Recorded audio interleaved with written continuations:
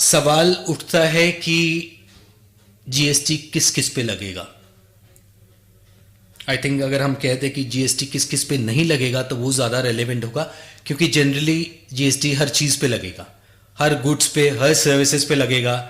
और अगर हम उनकी ही लैंग्वेज में बात करें तो चाहे वो सेल हो, चाहे वो लीज हो, चाहे वो ट्रांसफ़र हो, चाहे वो बार्टर हो, आप कोई चीज़ एक्सचेंज करते हैं, बार्टर करते हैं, वहाँ भी लग जाएगा।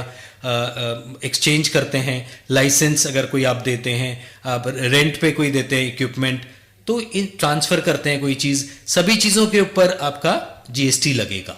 और ज़्यादातर केसेस में ये इम्पॉर्टेंट नहीं है कि आपने इसके लिए कोई कंसिडरेशन पे करी नहीं करी, आपने कुछ मनी या मनीज वर्थ आपने क्या करेंसी में पेमेंट करी, या कुछ उसको कुछ चीज़ एक्सचेंज कर ली, या कुछ उससे अदल बदल कर ली, तो वो सब चीज़ें हैं। तो वो हो या ना, कि अगर आपने किसी को कुछ चीज बिना पैसे के लिए भी दे दी, कोई सर्विस आपने जानकार को दे दी, अगर आपका टेंट का काम है और आपने किसी दोस्त के लिए छोटा सा टेंट लगा दिया, उसका घर में कोई फंक्शन था, हो सकता है उसके ग्रैंडसन का कोई बर्थडे वगैरह हो, तो उसके लिए आपने अगर टेंट लगा दिया और उसके लिए आपने चार्ज नहीं किया तो वो भी टैक्सेबल हो जाएगा।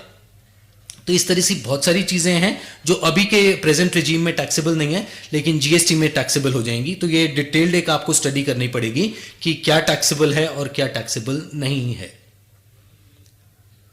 सर्विसेज भी इसमें सारी आ जाएंगी, डिस्पोजल है, तो उस तकरीबन सारी चीजें ही टैक्सेबल होंगी। तो एक प्रिजम्पशन आप ले सकते हैं कि हर ट्रांजैक्शन टैक्सेबल होगी। कुछ ही केसेस होंगे जहां टैक्स जीएसटी नहीं लगेगा। अब एक और इंपॉर्टेंट मुद्दा है time of supply of goods and services, कि कब ये गुड्स या सर्विसेज सप्लाई हुई, और ये इंपॉर्टेंट क्यों है? ये इंपॉर्टेंट इसलिए है, ये देखने के लिए कि जो आपका टैक्स लगेगा या टैक्स आपको देना है वो कब आपको देना है, उसके लिए ये टाइम ऑफ सप्लाई इंपॉर्टेंट है। तो इसमें टाइम ऑफ सप्लाई चाहे वो गुड्स की हो या सर्विसेज की हो, दो डेट्स इंपॉर्टेंट हैं। कौन कौन सी हैं ये? Date of issue of invoice and date of receipt of payment by the supplier. ये दो इंपॉर्टेंट डेट हैं। और अगर एक एग्जांपल लें तो समझ लीजिए कि आपने इनवॉइस इशू करी 1 जुलाई 2017 को और जो पेमेंट आई आपको 28 जुलाई 2017 को, तो इसमें टाइम ऑफ सप्लाई कौन सी होगी? तो इन दोनों में से जो भी डेट पहले होगी वो हमारी टाइम ऑफ सप्लाई मानी जाएगी और उस डेट को आपको टैक्स देना पड़ेगा, आपकी लायबिलिटी टैक्स देने की उस डेट को आ जाएगी।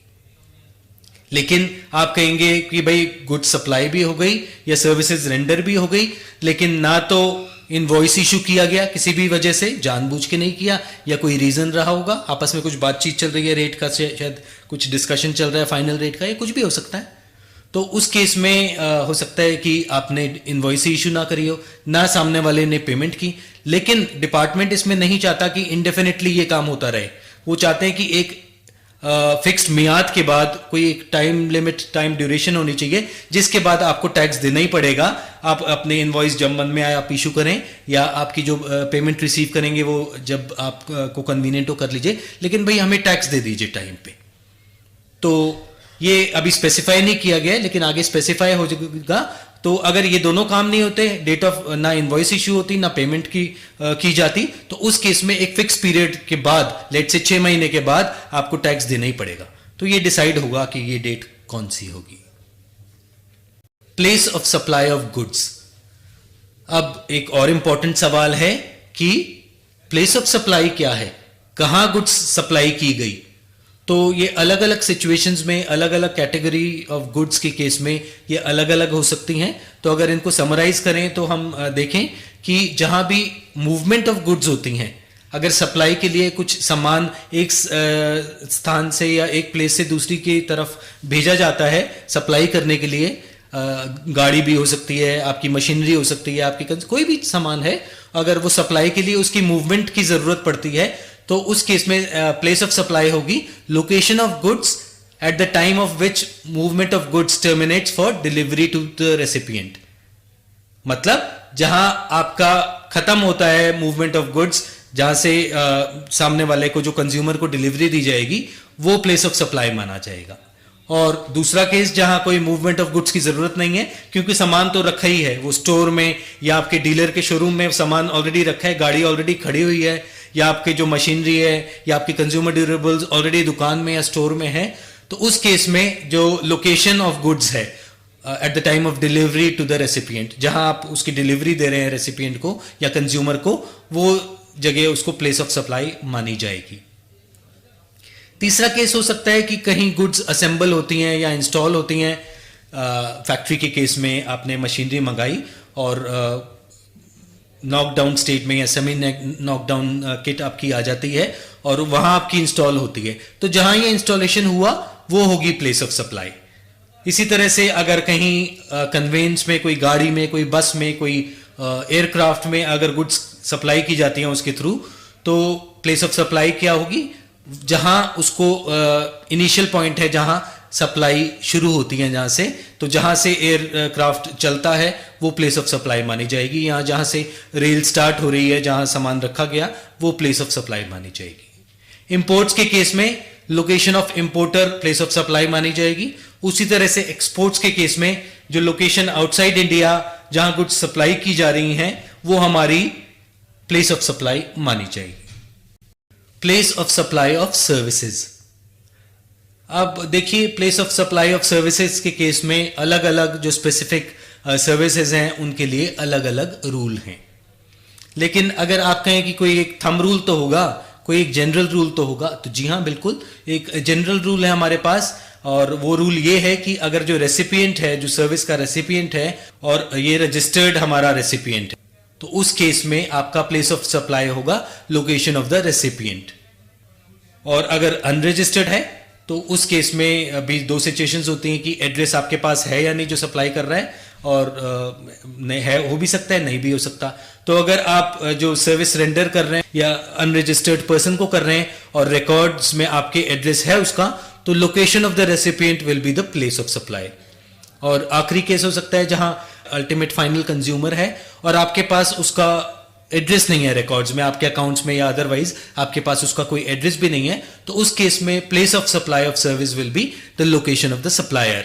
जहां से सप्लायर सप्लाई कर रहा है वो हमारी प्लेस ऑफ सप्लाई मानी जाएगी। और जैसे मैंने कहा कि स्पेसिफिक सर्विसेज के लिए स्पेसिफिक रूल्स हैं।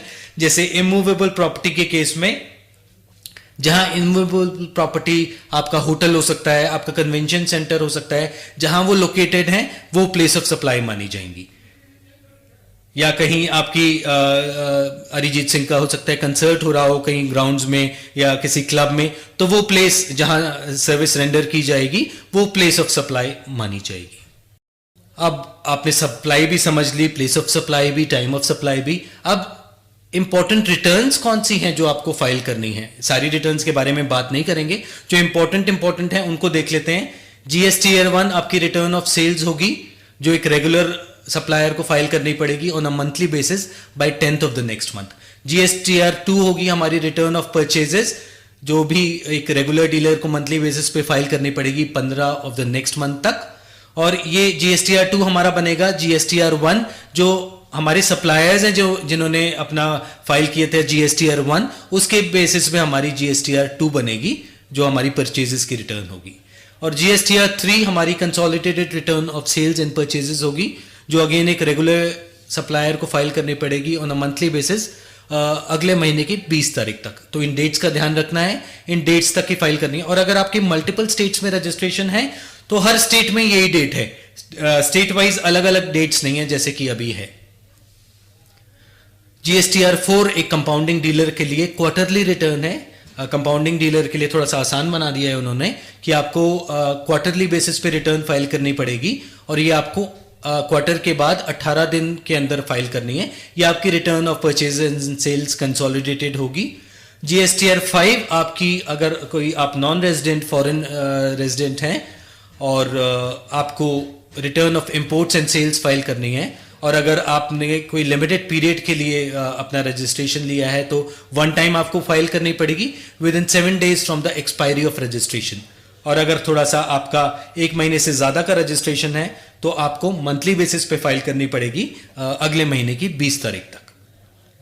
What about input service distributor? Service tax में भी कॉन्सेप्ट है, तो वहीं से इसको लिया गया है। और आपको इस केस में जीएसटीआर 6 फाइल करनी पड़ेगी। This is the return of input services received and distribution of the same. Monthly basis पे अगले महीने की 13 तारीख तक आपको फाइल करनी पड़ेगी. What about TDS? जी हाँ, आपको टीडीएस रिटर्न भी फाइल करनी पड़ेगी जीएसटी में, और ये होगी जीएसटीआर 7. कुछ डिडक्टर्स के केस में कुछ स्पेसिफाइड टाइप ऑफ डिडक्टर्स होंगे, कोई सर्विसेज होंगी जिनके ऊपर टीडीएस लगेगा, तो वहां भी आपको मंथली रिटर्न फाइल करनी पड़ेगी by 10th of the next month. तो ये मंथली क्वार्टरली रिटर्न्स काफी हैं? जी नहीं. इसके बाद आखिरी में आपको एक एनुअल रिटर्न भी फाइल करनी पड़ेगी ऑफ सेल्स एंड परचेजेस, जो एक रेगुलर डीलर के केस में होगी जीएसटीआर 9, और कंपाउंडिंग डीलर के केस में आपकी एक ये थोड़ी सी सिंप्लीफाइड रिटर्न होगी जो होगी जीएसटीआर 9A. ये आपको फाइल करनी पड़ेगी annually by 31 December of the next financial year. ये बेसिक रिटर्न्स हैं जो आपको फाइल करनी पड़ेंगी. इसके अलावा कुछ और अगर आप डिटेल्स में जाएंगे तो देखेंगे कुछ और रिटर्न्स है, GSTR 1A, GSTR 2A etcetera, जो आप डिटेल में देखेंगे तो वो सब भी रिटर्न्स हैं, और जहां आपको फाइल करनी पड़ेंगी वो देखनी पड़ेंगी. या इसके अलावा कुछ और जैसे ई कॉमर्स ऑपरेटर्स के लिए रिटर्न है, तो वो सब जहां एप्लीकेबल केसेस हैं उनको वो वाली फाइल करनी पड़ेंगी.